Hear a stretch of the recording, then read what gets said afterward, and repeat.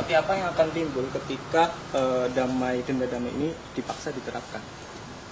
Ya nggak tahu, kalau saya sih membayangkannya nanti akan banyak orang korupsi, diam-diam sesudah akan ketahuan mengaku. Gitu kan? Sesudah akan ketahuan mengaku. Kan Pak Prabowo inginnya sebenarnya ya, agar aset negara tidak hilang. Asset recovery namanya kalau itu di konvensi PBB. Itu dibenarkan aset recovery itu. Tetapi yang termudah agar tidak terjadi diam-diam penyelesaiannya.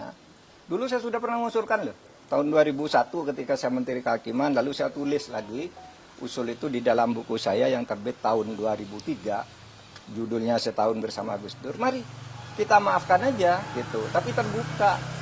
Seperti yang dilakukan oleh Afrika, jangan diam-diam. Gitu. Nah ini diam-diam gimana caranya? Siapa yang bertanggung jawab?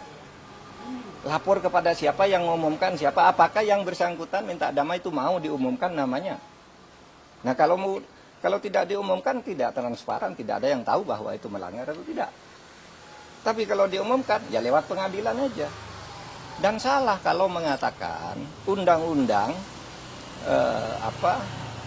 untuk mengembalikan aset itu tidak ada jalannya. Kalau mau ya undang-undang perampasan aset.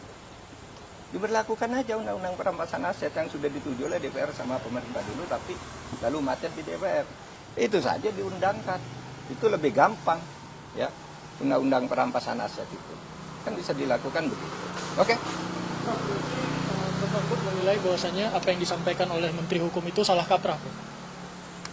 Saya kira bukan salah kaprah, salah beneran. Kalau salah kaprah itu biasanya sudah dilakukan, terbiasa meskipun salah. Ini belum pernah dilakukan kok. Mana ada korupsi diselesaikan secara damai? Itu korupsi baru, namanya kolusi. Kalau diselesaikan secara damai. Dan itu sudah sering terjadi kan? Diselesaikan diam-diam antar penegak hukumnya yang ditangkap. Kalau menyelesaikan diam-diam, kan banyak tuh yang terjadi. Jaksa, polisi, hakim masuk penjara kan mau menyelesaikan diam-diam. Iya toh? Itu sama aja. Oke. Pak Andi Arief kan ada menyinggung sedikit soal turunan dari undang-undang kejaksaan. Ini apakah Ya itu, yang saya katakan tadi itu, menyebut undang-undang kejaksaan itu salah.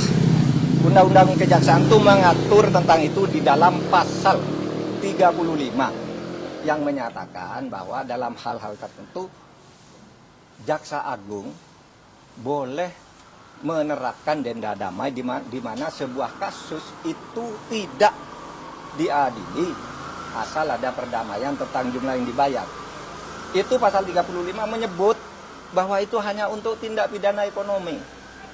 Lihat aja pasal 35. Itu tindak pidana ekonomi itu ada 3.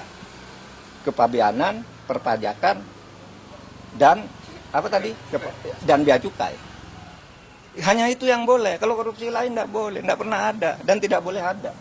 Tapi terserah aja, nanti lihat aja akibatnya akan lari semua orang koruptor diam-diam kalau mau ketahuan baru ngelapor, minta damai dan kita tidak tahu siapa yang mendamaikan. Kan gitu.